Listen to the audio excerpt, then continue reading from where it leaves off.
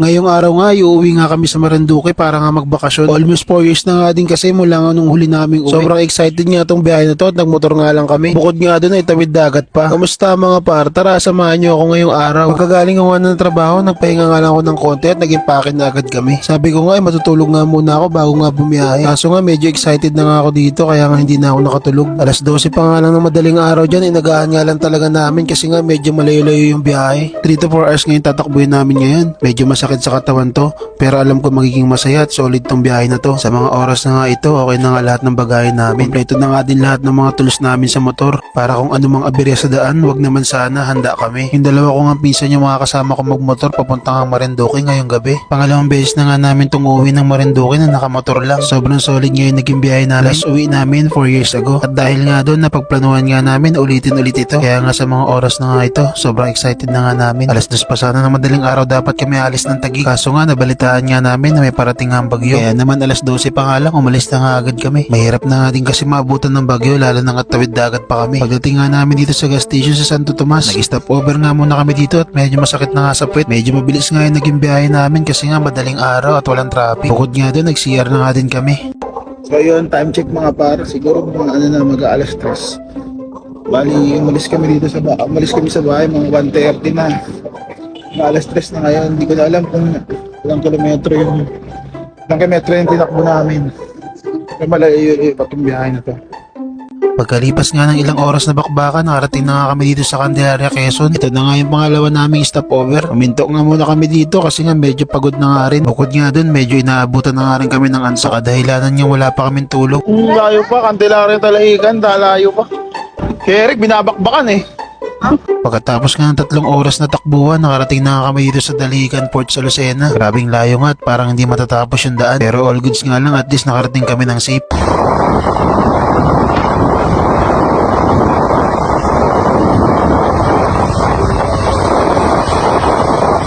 Medyo maliwanag na nga dumating kami sa pier. Inabutan pa nga kami ng ulan dyan bago nga dumating sa Daligan Fort. Pero the show must go on, hindi na nga kami nakapagkapote dyan at medyo malapit na rin kasi. Kaya ayun nga, medyo basang sisiyo kami dyan. Pumila na nga kami dito para nga bumili ng ticket para sa Terminal P at bukod nga doon, ticket para sa barko. Yung binayaran nga namin dyan, kada nga isang motor is 1,350. Sulit na nga din kasi nga nakapromo nga sila ngayon at libre na nga yung angkas. Ilang minuto nga lang at pinapunta na nga kami dito sa may entrance ng barko para nga ipwesto na yung mga motor namin. Kasi nga maya lang papasukin na nga kami. Medyo madami-dami nga din yung babae ngayon pa Marinduque. Buti na nga lang talaga, tinagaan namin umalis. Ito na nga yung sasakyan namin barko ngayon, medyo malaki din. Mag-aalas 6 na nga ng umaga nung pinasampa na nga kami ng barko. Maliwanag na nga din sa mga oras na ito. Sobrang excited na nga kami dyan kasi nga pagkalipas nga ng ilang taon, makakasakay na ulit kami ng barko. Bukod nga doon, makakauwi na ulit kami ng probinsya. Kung di nyo nga natatanong mga par, aabutin nga ng 3 oras yung biyahe namin dito sa barko. Sana nga hindi maalon. Iba din kasi talaga yung kaba pag maalon. Pinart na nga din namin yung motor namin dito sa baba para nga itali ng mga crew, para nga kung sakaling maalon sa laot, kahit anong galaw ng barko, hindi matumba yung mga motor namin. Bago nga umakyat sa taas, pumila nga muna kami rito para nga ilista yung mga pangalan namin.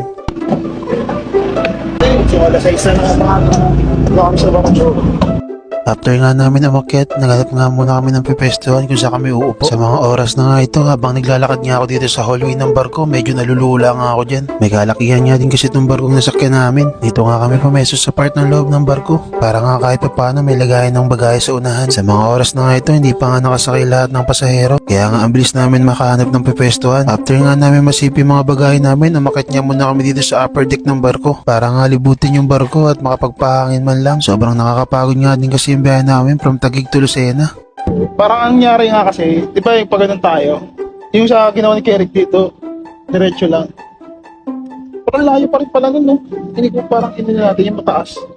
Babay pa sana kita eh. Bypass road? Oo. Bakit ang nangyari? Sana to?